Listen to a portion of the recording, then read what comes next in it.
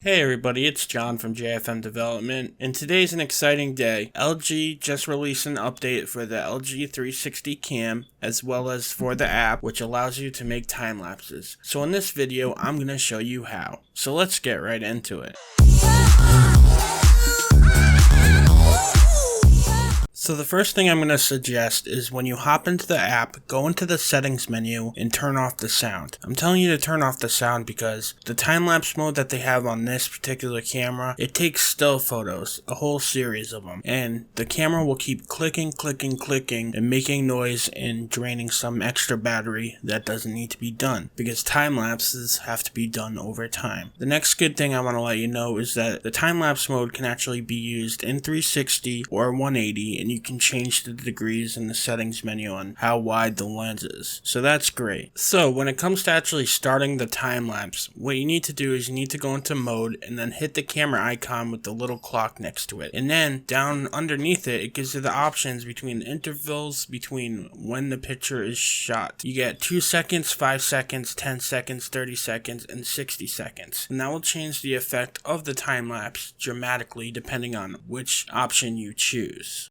And once you made your decision, now it's time to press the camera shutter button to start the time lapse. And once you start the time lapse, you'll notice that in the bottom right corner, there'll be a counter on how many pictures are taken for that time lapse. But remember, the minimum video time lapse usually starts at like 30 frames per second. So if you got 30 pictures, that's going to be 1 second of footage. So that should give you a good idea of generally how many pictures need to be shot to get at least a decent sized time lapse. And now it's time to connect the device once you're done to the computer to transfer all the files over to start editing your time lapse. What is good about this new update is that you can actually just connect it straight to your computer instead of using it through the app, because through the new update they just allowed adoptable storage. Once all the files have been transferred and you notice them on your desktop, they'll be broken up into different intervals: interval 1, interval 2, interval 3, and so on and so forth. So now what you want to do is you want to open Adobe Premiere. Once Adobe Premiere is open, you want to go into the file menu and select import,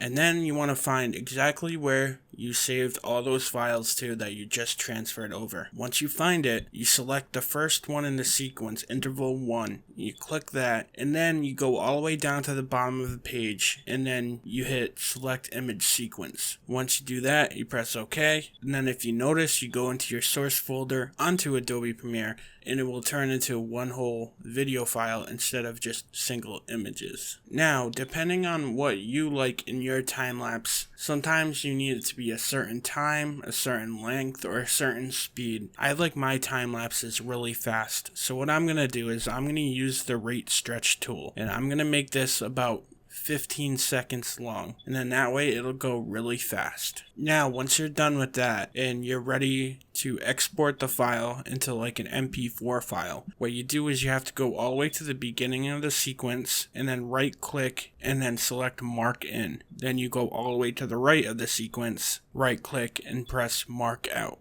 Once you do that, you go into the file menu and you go to export and then slide over to media, and then a window will pop up. Now in this window, we're going to use the H.264 format, and then I'm going to select HD 1080p 30 frames per second. Well, it says 29, but it's the same thing. And then what you want to do is you want to change the name to whatever you want to name this file and to wherever in your computer you want to leave it. Once you're done with that, you hit export and then give it some time and it will finish exporting. So guys, that's basically how you do a time lapse with the new LG 360 cam. Soon I will be doing a video on how to actually update your LG 360 cam.